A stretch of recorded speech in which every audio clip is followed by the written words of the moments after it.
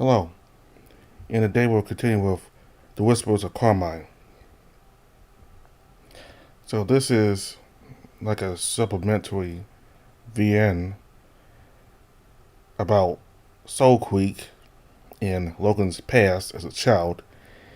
And if you play Soul Creek up to day 5, I believe, then you'll know about this clan called the Oxtail Clan and the fact that this clan built their village in the black zones.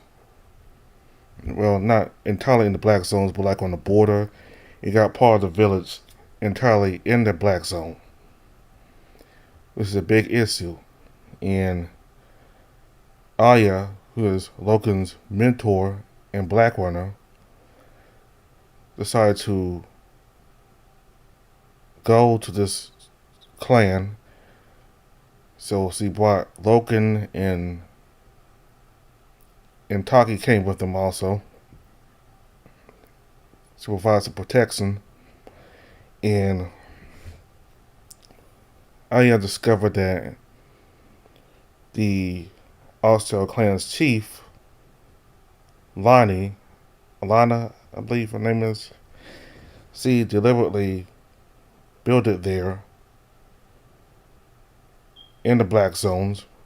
I believe because something about angels and being blessed, and that I believe, like she says, that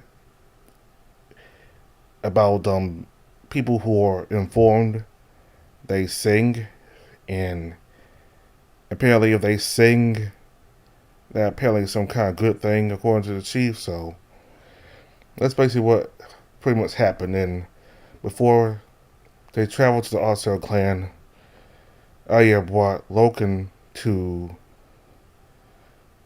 the tribe that he was born in, the village he was born in, and they met Dravonia and everyone there, and everybody there did not like Logan because he was a violent kid, and wanted him to be they want him to be banished. They want him to be exiled from the tribe because he's too violent and too much of a hassle. Though Dravonia managed to convince people to keep him in the village and not banish him. And keep in mind, this is before Dravonia became chief. So there was another chief there, I think a bison, I heard, or a bison or something like that, who was a chief. So going down to page 36. We'll continue from there. If you want to hear me read pages 1 through 35, that video is all the way up. So it's going to continue from page 36.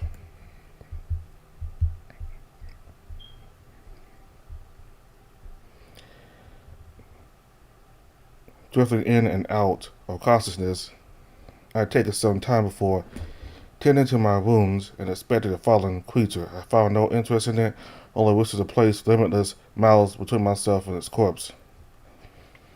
But I found a talon that stabbed me, still wet with my blood, the very tip that snapped off. I woke with a start, reality blurred, and I fought mercilessly for consciousness. A thick nausea struck me, and the urge to vomit was barely contained. I was on the ground in a dimly lit hut, arms tied behind my back around central wooden post. A horrible stench burned me. I snarled with what strength I could, turning my nose from it. The broken form of Zana, the wise, materialized. She withdrew her fingers from beneath my snout. I caught sight of the smelling salt she crushed between her fingers to wake me. It's the same you came here, Slayer. Zana knelt before me, her old flame shuddered against the flickering torchlight. We will take no risk. What did you do to me? Zana produced a small dart, holding it out to show me. Darnley is extraordinary. The shamans have failed to master it as I have. It can bring healing, visions, arousal, and, with the right treatment, a sudden sleep. My thoughts were my thoughts went to Logan and Taki. They were still safe, else I'd be dead, the waking pushing back the waking sickness. I struggled to speak. Get on with it then. The lynx shook her head. You won't die tonight. You have another use. You have other uses. My acolyte isn't yours to take. I'll be flayed living and never speak of him. The child you came from? No, it's you who cares about him, not us. I tested the bindings around my wrist. There was rope and steel chained there. I wouldn't break them, only sat up, waiting, glaring. Zana explained herself quickly. 10 of our people crossed the border. Years ago, an angel waited and returned them to us. Where did you hear that word? From them, the informed. You call them. To us, they are ensouled. Their words contain the truth. I was angered by her incomprehensible stupidity. You still had the capacity to kill your children. Your weakness is cruel. Your weakness is cruel. Zana seemed annoyed by my narrow-sighted fury. The black zones exist to teach us. You refuse the lessons. A black runner should know better. I'm not playing this game. So choose. Release me or kill me. Do others know you have come? Make the choice, Zana. The saber-toothed sister said you. Your choice, now. I was still under the impression I was dealing with a mad woman, spouting moronic riddles and nonsensical logic. Nothing she said could hurt me. I was wrong.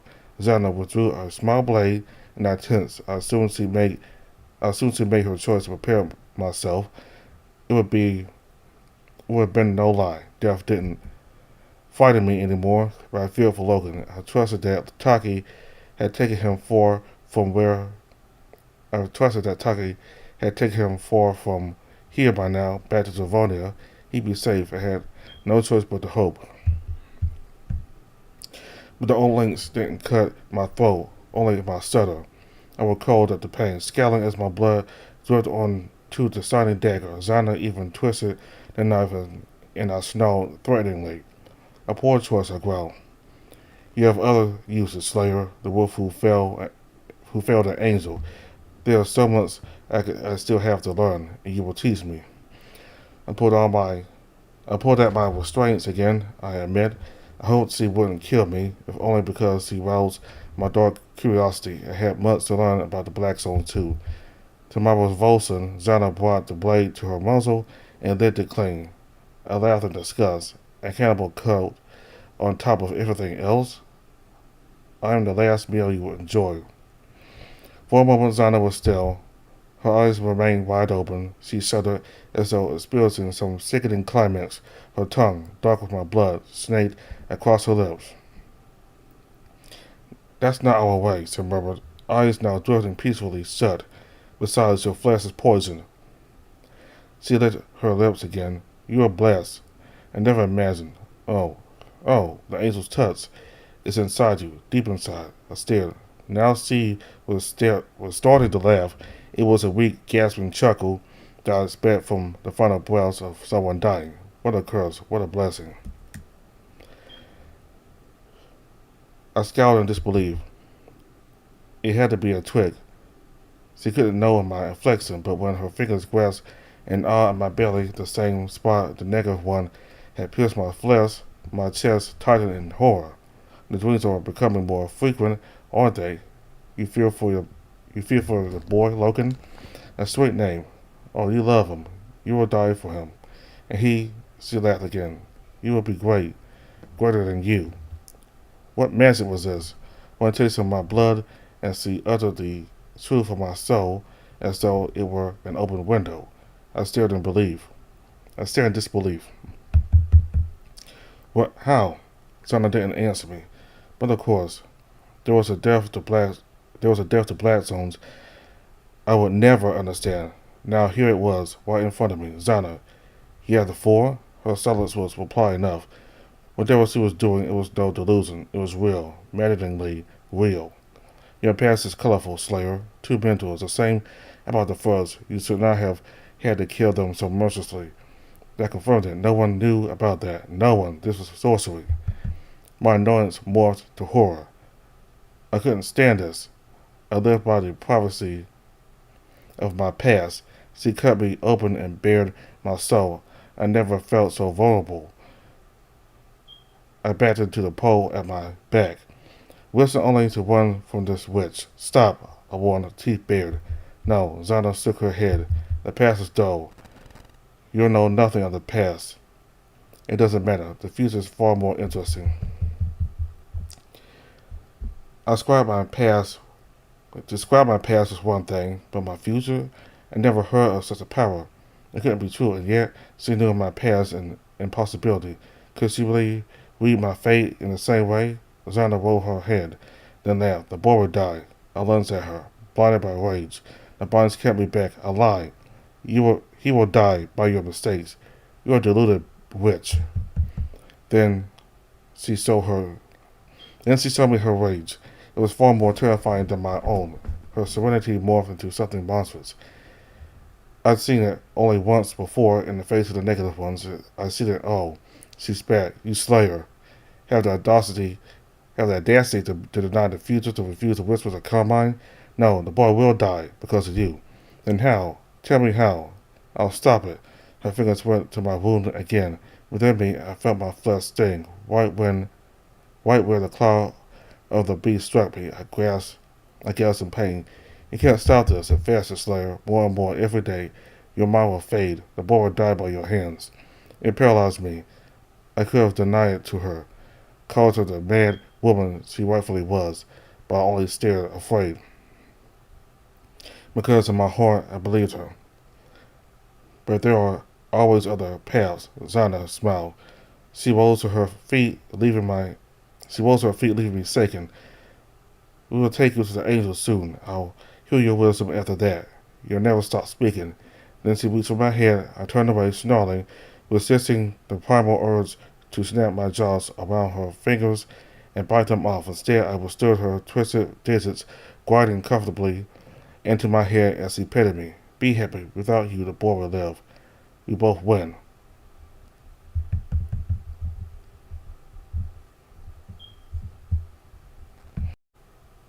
What was the truth?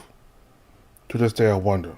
Zana turned and laughed. Blood still dripped from the gas her blade had carved. The wooden door clanged behind her as I was abandoned in the cramped hut. Outside I heard her voice as she addressed her people. Alone I could have wept. I was broken by what she said. This woman had seen my past, my future. I no longer cared now. Even Lyra had underestimated how terribly fate had struck Carmine. There seemed no end to the sickening madness, and Zana's words rattled my mind. The boy would die. My abdomen stung. I could almost feel the tip of the creature's claw still lodged inside my flesh. I'd die in this place, but perhaps that was for the best. Logan would indeed be safe without me. I'd be so foolish, so weak, letting him near me while this poison devoured me from within. Zana had told me nothing I hadn't already believed. I was no better than her. I'm sorry, Logan, I whimpered to myself. Be safe from here on out. How long had passed? An hour? 2? A day? The effects of Zana's downlily toxic came and went. I was delirious. When I heard the slicing flesh outside, I assumed it was a dream. The dull thud of a body hitting the floor. Less so. My head shot up, eyes wide in alarm. And when the door opened, I glared disbelief and fury. Taki? I hissed at the honey badger as he stormed inside, shut the door behind her. The young warden scrambled instantly to the pole, biting me, fumbling with the restraints. What the fuck do you think you're doing? Rescuing your white furred ass. The restraints became looser. I fucking told you this shit was cracked. Where's Logan? He's hiding. Look, I wasn't gonna come, but he made me. Little Sit's got real cute eyes, really sad. Broke my fucking heart. What can I say? I groaned in frustration. That stupid boy, that stupid kind boy. You shouldn't have. Oh, shut up, Taki grunted.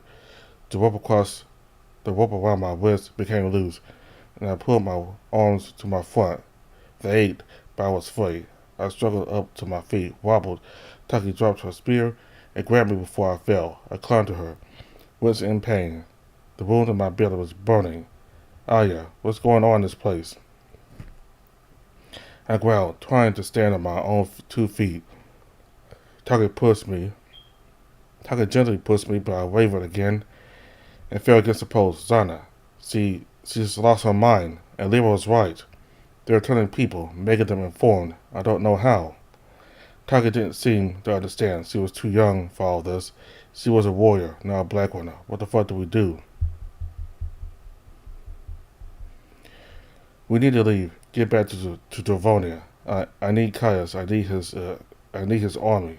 Taka was shot. That bad? Yes, that bad. Ow. Whatever Taki's rescue plan had been, it hadn't been tight enough. Outside the hut, a rasping voice bellowed. Zana's shout bled through the walls. Join us, outside. Neither of us moved. I glared at Taki. You were seen? The bastard just growled, furious and confused. I was fucking quick. I don't know how. Quickly now. Zana shouted again. The boy's here. No. Ignoring the old sense of self, I pushed past Taki and stumbled out of the door, heart beating in horror. Outside, the hut had been surrounded. Darkness has fallen in its entirety. Zana's cultists, those who were once an Austell clan, waited patiently. Each clutched a makeshift weapon, a farming scythe, a pitchfork, and mallet. But these were not warriors. They were victims of Zana's so-called wisdom. And the lynx herself was among them. Beside her, 2 fully grown bipeds struggled to contain the writhing, spitting, and biting of a child.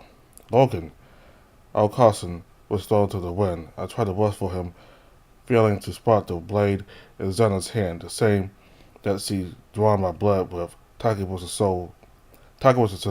savior who pulled me back. The badger reading the situation far better than I had. I was blinded by fury. Logan looked at me. His eyes were flooded with fear. He tried to reach me, whining and yelping desperately, but his captors held him back. She dared to hurt him? Release him, immediately, and I'll kill you all. I spat, shaking with a rage that brought me closer to my favorite kin that I never imagined.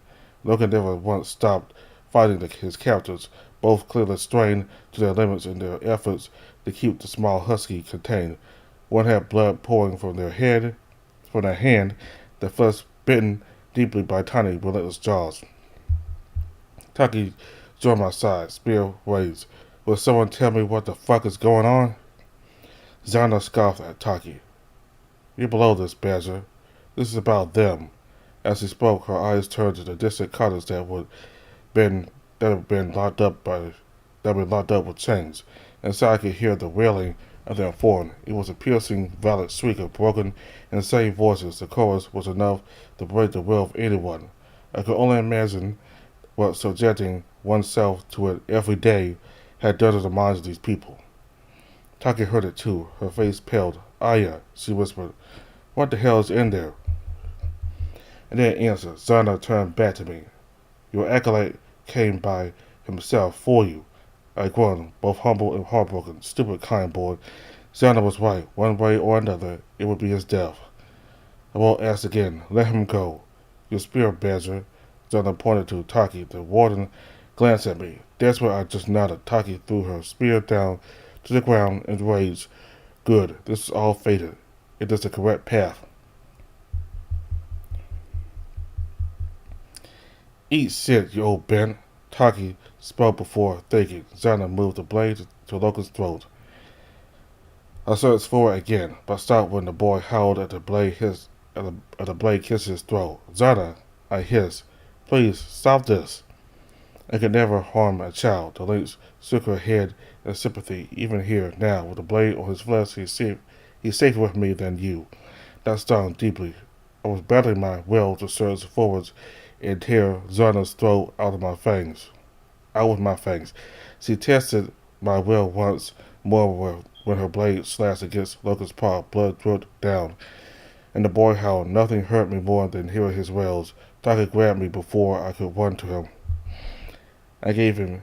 It gave me immense pride to see Locust snap his jaws at Zana's as she dripped his blood onto her blade. He had far more courage than I ever could have imagined. I just wanted to see him free, see him run, see him safe. I would die for that. I would kill for that. Zana lifted Locust's blood, dripping from her dagger to her lips. Don't you dare, I hissed, fighting against Taki's hold. The honey badger was staring, face contorted in confusion. Zana let Locust's blood from her blade. No, say nothing to him, I howled. Even the boy was startled by my alarm, eyes locking onto me in fear. Logan, cover your eyes, don't listen to a word. But Zana's audacity had no limit. Once again I saw her head crane as though struck by some incorporeal rapture. All around us, the Oxtail tribe leaned in, anticipating her next words with glee. Taki eyed her spear, waiting for a split-second opportunity to strike. There was a pause, tense, horrible, and inconceivably long. Logan stared up at Zana, childish eyes full of fear and confusion. Ah, the old lynx smiled. A good hound, a strong hound, so much fear. She shuddered. Your future is vague, boy. So many paths. I see blood, but also she blinked. Something more. Then everything changed. Zana changed. Her delighted ramblings were stifled by a sudden hesitation. Her froze ears pitting for the next words. This was different. Zana frowned. She was confused, startled. Was that fear in her voice? Even the cultists around her sensed it. Once craning forward with satisfied glee. Now they exchanged awkward, nervous glances. Zana opened her eyes, licking Logan's blood, clean from her lips. This boy, she whispered. You'll find. Oh. Then she screamed. Her cultists jumped back in horror. Logan tried to run, horrified. Taka and I, utterly startled. It was a terrified, agonized scream of someone dying in excruciating death. Everyone was distracted, so I took a step forward. Zana screamed again. She scrambled backwards, flailing and panting down her body as though she were on fire. No, help me. Get away. Get him away. Ah! Taka and I exchanged a look. I took another small, silent step close to Logan. Zana just continued her wailing. You can't. Away. It was never meant to be. Spare us. I went to myself. Please, it wasn't us. Taka lowered down and collected her spear. Monster, stop the music. Stop it. Ugh. Then suddenly she stopped screaming. Her cries of pain turned to laughter. Her cultists were frozen in horror, completely unnerved. The lynx smiled in bliss. Beautiful. Then, devoid of all hesitation, she slashed the throat of the cultist nearest her, the one holding Logan. Chaos erupted. The cultists started, confused by their leader's actions, recoiled and began howling in betrayal. What was happening? Zana grasped Logan by the throat. I lost all caution and charged. But Zana didn't hurt Logan. She threw him at me. The boy collapsed on the ground, and I threw myself down to grab him. My arms wrapped around the boy, and I crushed him into my grasp, spinning us both around to put myself between Zana and him. Confused, bloody madness followed. The colt cried and yelled in confusion. Zana had killed one of her own, a spontaneous, unexplainable act of violence that left them stunned and bewildered. They raised their weapons, unsure who to trust, unsure what to do. I didn't care. I bent down and cut Logan's face. I have you. I soothed him, moved to tears with relief. I have you, Logan. He was as sodden and confused as everyone else. He just stared back, broken. Zana had disappeared. Into the darkness, in her wake, the madness of her cultists was shattered into something horrifying. All order to their insanity was gone in an instant. Betrayed, confused, and abandoned, they turned on us, on each other, or everything. Taki spun her spear around, roaring in fury. All attention went to her. Back the fuck off, she screamed, and the Oxtail clan. They were advancing on her. Hey, back off, we're leaving. Don't come closer. But they ignored her, snarling, hissing, and shouting. They drew closer like ravenous beasts. I don't want to hurt anyone. Get away. I stood up furiously, grasping Logan to my side. I searched for Zana once again, but she was gone. Without her, the threads holding their cultist minds together had snapped. Nothing held them back. One of them got too close. I sensed the hesitation in Taki's strike. She didn't want this. These weren't soldiers there to test her honor. These were just people, brainwashed and confused victims. But Taki struck regardless. Her spear burst through the biped's throat. Blood sprayed onto the honey badger's face as their throat was ruptured before our very eyes. I whirled Logan around, desperate to spare him the sight of the cultists flailing in agony as they drowned in their own blood, but we were met with the form of three more austere bipeds advancing on us. There was no talking them down. It would be an insane slaughter, one way or another. Why? Why had Zana abandoned them so suddenly? To save herself? What in the name of the gods had she seen? Taka was frozen, horrified. The fatally wounded biped pulled herself free from her spear and breathed on the ground, dying slowly and painfully as her blood stained the snow red. The bastard stared down at the body. Her will shattered. I'd seen that face and shoulders before. She didn't want this, but right now she had no choice. Taki, I roared at her, trying to break her trance. It worked. The badger jolted to her senses, just as two more lunged forwards, brandishing blunt weapons with clumsy, mindless zeal. I witnessed the badger's talent in those 3 seconds it took to take them down. Too quick, clean slashes as they were dead. More blood covered the badger. I had no weapon. I couldn't help. There was no saving these cultists. If we were to survive, they all had to be dead by dawn. Taki began the revolting deed with stunning expertise. Each insane cultist that came for her was struck down. They stood no chance. They focused on Logan. I had to get him to safety. That was all that mattered. I grabbed the boy and desperately lifted him up to carry him free, but a male cultist with a scythe was on me too quickly. I turned my back to the madman to shield Logan, and his wild slash carved through my back and shoulders. I howled, pain blinding me. Tucky heard me.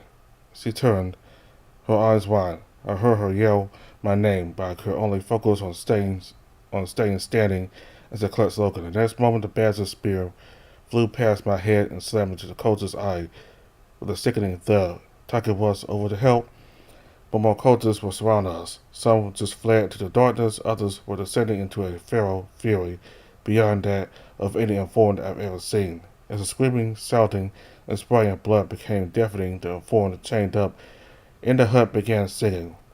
I was no stranger to violence. I'd been taught to fight, and well. However, Taki was a warrior here. I would never have survived such odds without her. She became the centerpiece of the massacre. Each and every cultist bravely and stupidly threw themselves to Taki's fury, and she dispatched each one with bloody, heartbroken proficiency. They never once favored their own life. Indeed, many seemed devoid of the ability to feel pain, still clawing and biting at Taki as she cleaved their parts from them with bloody, disgusting proficiency. Bones silent in the night, cleaved from flesh by Taki's spear. Wet, hot blood quickly cooled in the bitter winter chill. Our stomach and swayed amidst the carnage. Blood poured down my fur from the slash of my neck, from the slash of my back, and the wound deep in my gut was burning with a blind, hot intensity. I focused only on Logan, holding him tightly and shielding his eyes from the depravity that unfolded. The massacre devolved into a bloodletting as they turned on each other. Each sight was worse than the last. A cultist had thrust his arm elbow deep down the throat of another, blood fortaining out the victim's mouth as her jaw cracked off its hinges. Another cultist was driving their thumbs into the eye sockets of another. I saw them burst like grapes, and the victim writhed and wailed in helpless agony. In the turmoil, many cultists seemed to completely ignore us. They were too busy throwing themselves at Taki, clawing their own flesh from their bones or tearing tendrils of muscle and sinew out of one another. Fingernails were split and peeled away. Teeth were scattered on stone. The noise was overpowering, crunching, screaming, singing, and squelching. Soon the air was thick with the rusted scent of blood and gore.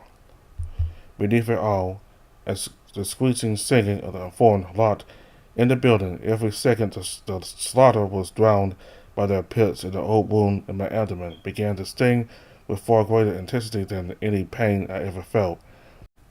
One cultist decided it was an easy target with Logan a clutch on my chest and charged with a pitchfork. I was forced to throw Logan back to safety and defend myself. One! I screaming at the boy. I couldn't even turn to check he followed my instructions. The cultist was on me. I ducked a wild, desperate stab from the pitchfork and rose to meet their throat. She tried to jump back, but I grabbed her by the muzzle and, fighting the pain on my back and my abdomen twisted. With a crack, the biped fell down dead. Before I could turn back to Logan, two more took me for an easy target and joined the fray. I sidestepped a wild swing from a mallet, grabbing the shaft of the weapon and tugging it from the cultist's hands with a howl. The other found an opening, the blunt weapon striking my ribs. I felt something crack and howled, kicking the man down and turning the mallet on his face. His features exploded in a disgusting spray of shining blood, flesh, and teeth. Logan, I screamed, clutching my side. I was hurt badly, but only his safety mattered. Logan! He was gone. No, where was he?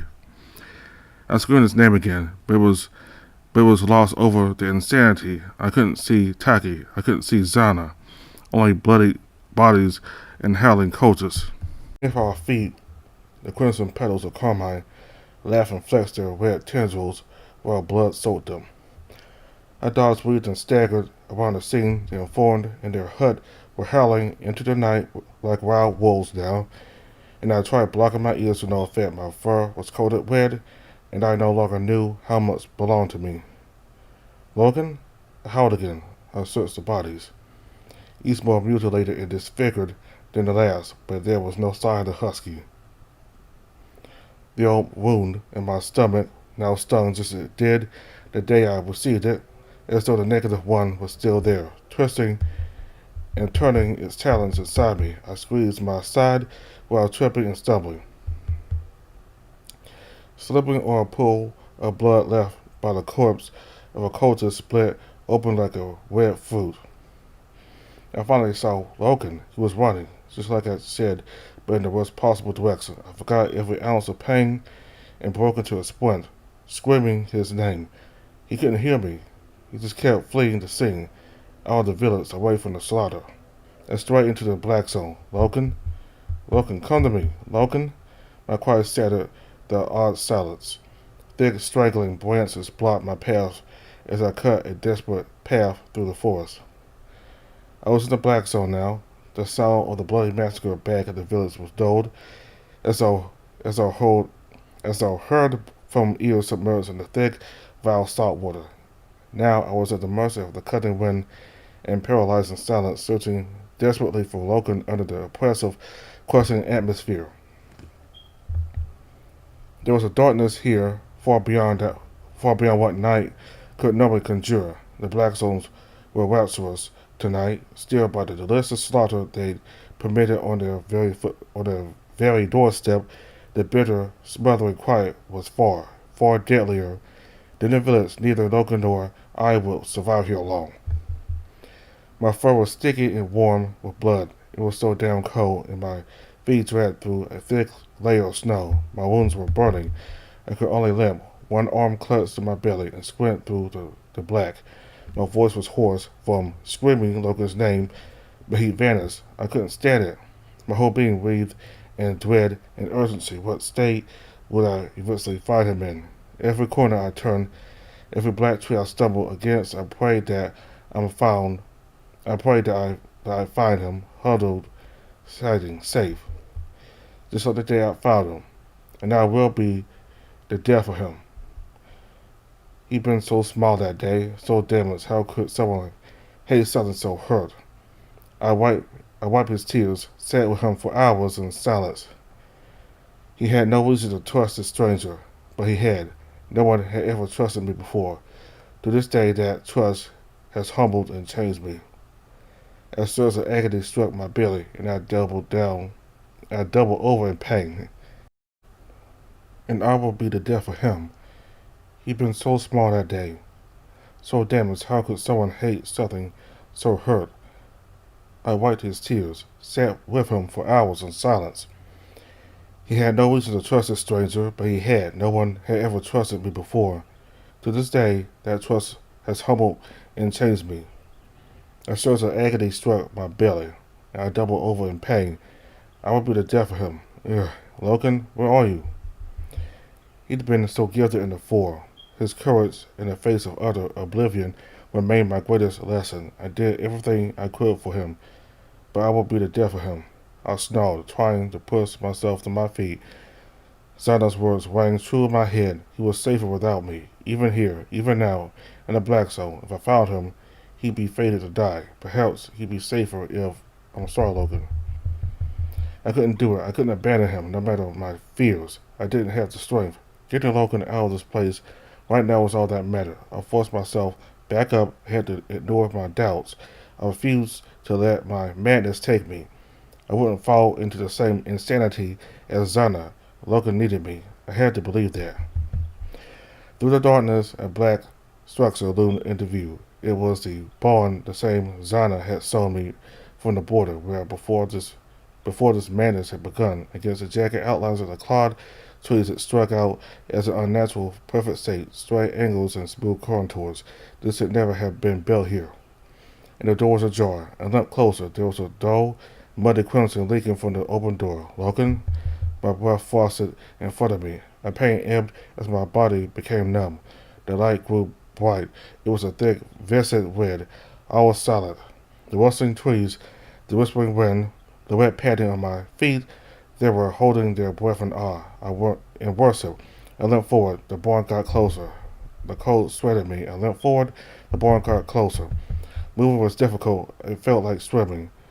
I limped forward. The barn got closer. The pressure of the ocean was crushing me from above. I limped forward. The barn got closer. A buzzing rang in my ears. It was the air, reality, settling into gleeful anticipation.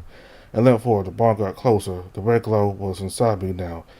I reached the door and went in. Logan's silhouette had its back to me. The small husky was a perfectly still statue, still inside. He was fixated. It towered above him. Blurred and twisted, its many limbs coiled and tangled in rapturous torture. Corroded steel, dripping with blood, filth, and pus scrawled and poured. It twisted and labored under its own obnoxious weight. A chattering, insectoid voice babbled an inane, mechanical nonsense. The mind perforated. The barn withered, emaciated wood and saturated iron cold and bloated. The negative one rose to its full height and admired the child standing before it.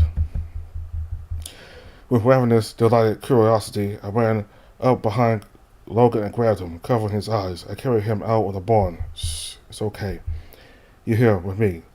I was sitting with my back against a tree, inches from the black zone border, but safely outside of it. In my lap, I clutched Logan to my chest. He was trembling. I stroked his head, whispering sweet, soothing nonsense into his ear, and he was safe. Snow had begun to fall again. A gentle tickle of white against the black ground. Dawn would break soon. We were waiting. The village had gone silent. I dreaded whatever we'd find there. I'd abandoned talking to save Logan. I could only pray she'd be alive. It was time to move. I pulled Logan's face up to mine, staring into his blue hues with my own. Hey, I said, are you with me, little one? The husky blinked at me twice, then nodded. I smiled. Of course he was alright. He was stronger than I ever gave him credit for. He got up first, then stepped back as I tried to get to my feet. The old wound in my gut no longer hurt, but the slash across my back was agony. I snarled, unable to stand. Logan clasped my hands with his small paws and tried to pull me up. Thank you, Logan. I smiled, stroking his head. I couldn't bring myself to shield Logan's eyes from the sight. It would be cruel to deny him this lesson. Blood, bone, and gore shone amidst the dawn light. Snow dusted the horror, leaving the scene a delicate and horrible shade of white and red. I lost count of the bodies. Some were intact, others had been pulled apart. Logan almost tripped on a corpse. I caught him. Be careful, I whispered. It was absolutely silent. My own voice offended the atmosphere. Soon we found Taki. She was alive. The badger was sitting on a small tree trunk, her pelt shining with blood that wasn't her own. On the ground lay her spear, shattered in two. She wore no expression, simply staring forward with tired, unblinking eyes, her last breath fogged in the chill. I approached slowly, moving Logan to behind me. I saw Taki's ears flick to acknowledge my presence, but she said nothing. Taki, hmm? She replied immediately and raised her eyebrows. Yeah? Yep, yeah? I took in the sight of the bodies around us. Most were clean kills. Cautiously, slowly, I sat down beside Taki. Logan kept his distance. I'm so sorry, Taki. I left you to this. The bastard nodded. It's okay. There was a pause. It's over now? She shivered. There were children in there. Where? Taki's head nodded to the nearest structure. It was the hut Zana had chained her informed villagers inside. It would be open. It would have opened the ropes binding its stuck cut. You killed him? Her head slowly falls down. She scrapes her hand across her forehead, flicking blood clean from her fingers. I had to. Saw them in there. They were, didn't even look alive. Chewed most of their own faces off. Looked like they'd been in there for years. I couldn't leave them like that. I didn't know what to say. Taka was so young, boisterous. She hadn't signed up for this. It would haunt her for the rest of her life. What about Zana? Taka just shook her head. I just ain't cut out for this stuff, you know? Finally, she started to weep. She clenched her jaw to keep her face straight, but the tears rolled down regardless. This was Taki. I clasped her shoulder, squeezing. I didn't know her well, so I could only speak my own truths to offer what reassurance I could. This was the Blackstones. They did this. To Zana, to the Oxtail clan. You did the right thing. She nodded slowly. I always thought it was just legends, you know? Didn't believe it. Nothing's more real than the ocean. But we're ashore now.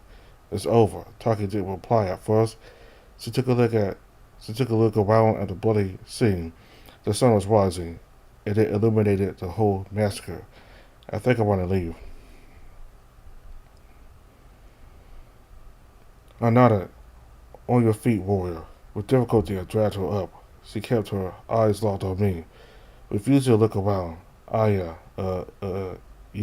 Look, I don't want this to follow me. Can't handle it. Then we tell no one. Only Dravonia, the Oxtail clan, became bandits. They attacked us and you fought back. The rest fled into the Black Zone, never to be seen again, that's all. She puffed out her cheeks, relieved. Yeah, sounds good. She wiped her eyes. I think I'm gonna need a bath. I smiled. I know a few spots on the way back. We'll get cleaned up. Right. Yeah, works for me. Yep. Taki took a breath, smiling back. Taki, I owe you my life and Logan's. Yeah, well, just doing my job. You know? Someone's gotta. Before she could finish, I heard her. I've been wrong. There were heroes in the Black Zone. I witnessed the birth of one that day. Taki's arms were limp for a while, then slowly she hugged me back. I felt her heave a heavy breath. Another wave of tears flooded her eyes. You're going to be okay, Taki. We stayed there for a while. Then she chuckled. Gonna have to let go sooner or later, bitch. I'm getting turned on. I released her, chuckling. Would that be so terrible? Tucker just rolled her eyes. So long walk home. Come on, I want to get out of this place. I nodded, allowing Taki to collect what remained of her spirit and catch her breath. So I turned back to check on Logan, where he saw me approach. He stepped back over and watched for my instructions. He wasn't trembling anymore. I lowered myself to one knee, smiling at him. We're going home now, okay? He nodded.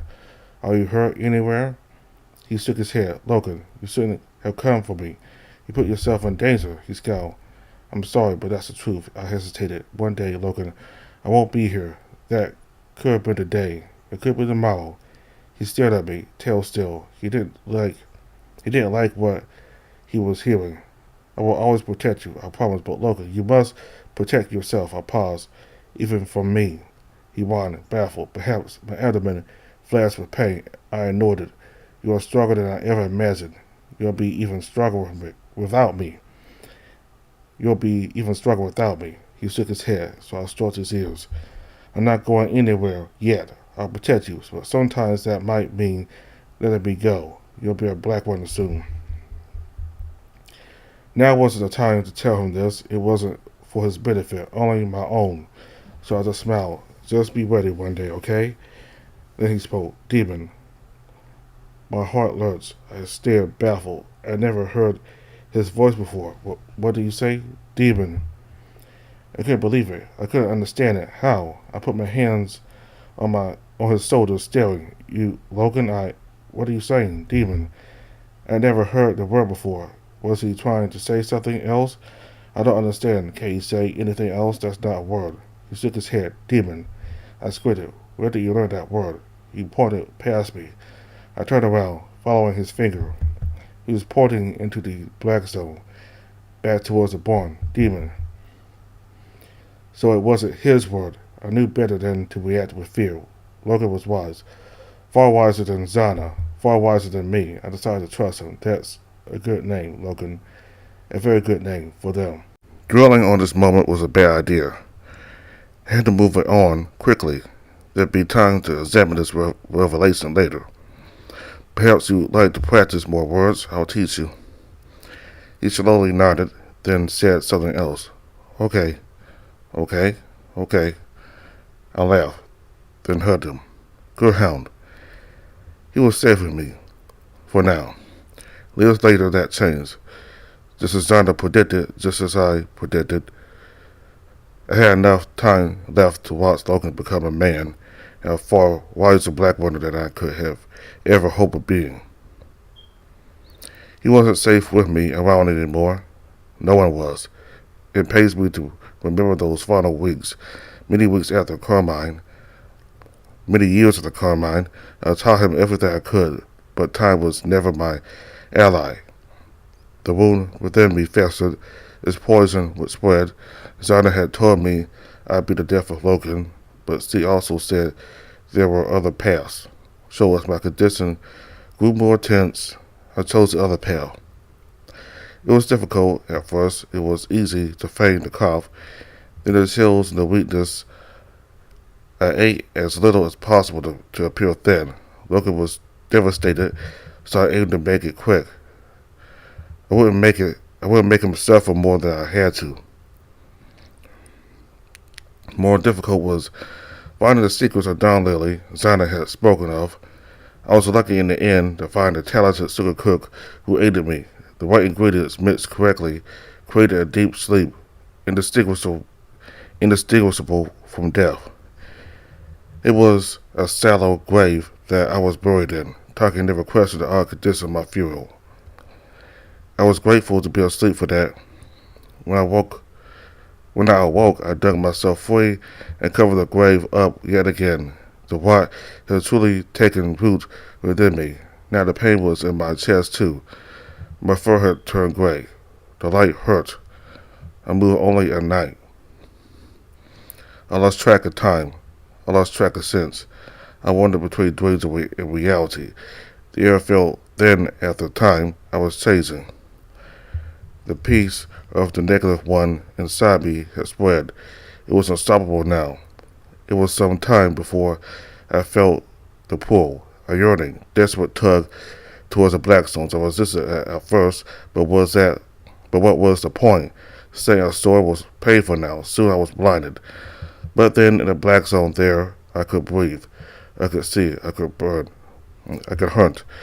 One day I went past the border to clear my mind, and I found I couldn't return. I didn't want to either. The chains didn't frighten me anymore. I was free. So I traveled alone, chased and determined. I retained what was left of my mind. I'm still traveling today, far beyond Elena, through the endless black zones that surround it. It turns out they're not endless. Not at all.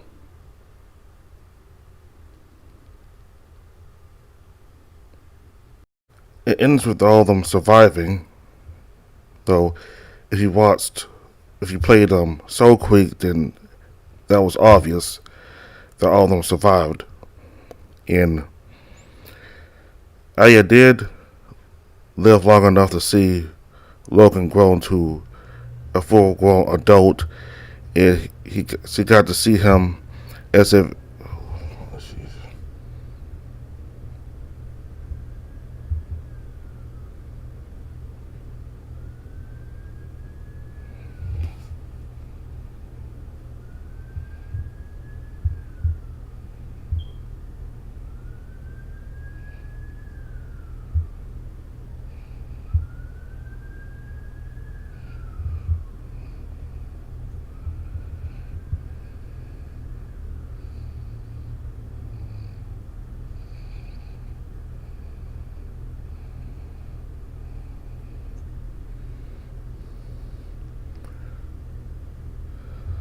So fortunately, all of them managed to escape the area. Though if you read Soul Creek, that was obvious. All of them survived. So Aya did live long enough to see Logan grow into a full-grown man, and she was able to see his skills as a black runner grow as well and increase and improve. And she was very proud of Logan once he became a black runner in his own right. Like once he knew how to be a black runner, she felt like her job was done, and she left the village and decided to go on her own path. And she felt that if she stayed with Logan any longer, then she would be the death of Logan. So for his own safety, she decided to leave, because Zana, the Oxtail tribe chief, said that Aya would be the death of Logan, and Aya had that thought in her mind for years. So when the time came, she decided to leave Logan for his safety. And she traveled into the black zones, and she's kept traveling. And apparently she fate kind of like, the fatal one was kind of fate, because as soon as everybody thought she was dead, she dug herself out of the burial ground, and she left the area. Well, she put the dirt back in the hole where they dug her in to make it look like she was still in there, and then she left to explore all the areas in LA and beyond into the black zones. So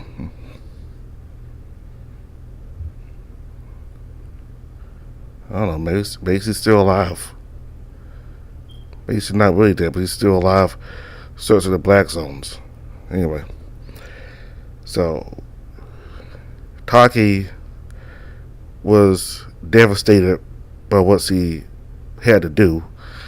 She didn't want to slaughter the people, but she had no choice but to do it, because her and Logan and Aya's lives were in danger. Plus,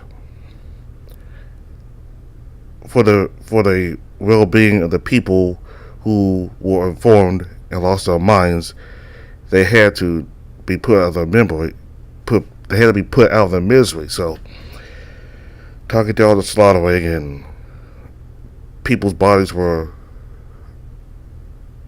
mangled up and just mutilated, and if you play so quick, then throughout points of the game, it's a subject that still haunts her. And during the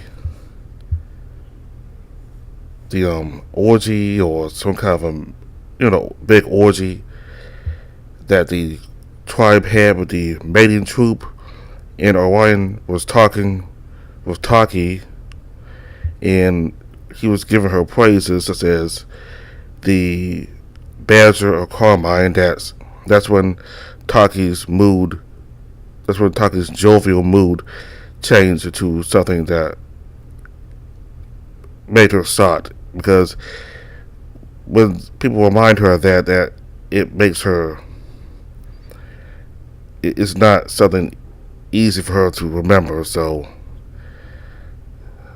yeah, after that, I want to apologize for calling Taki that, and they continued with the orgy, and they just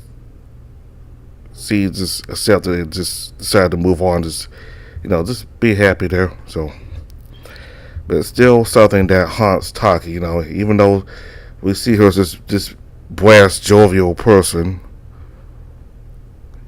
It's clear that we see a different side of her, something that is afraid, someone who is fearful, someone who is haunted by what she unfortunately had to do. So we got to learn more about Logan's past and how Aya was towards Logan as we got to see. We got to learn more about Aya, and we got to learn more about Logan and his childhood, and how he was as her acolyte, and how she was as a black runner, and the way he taught him. And we got to see Taki as a young warrior. So we also got to see Dravonia, and so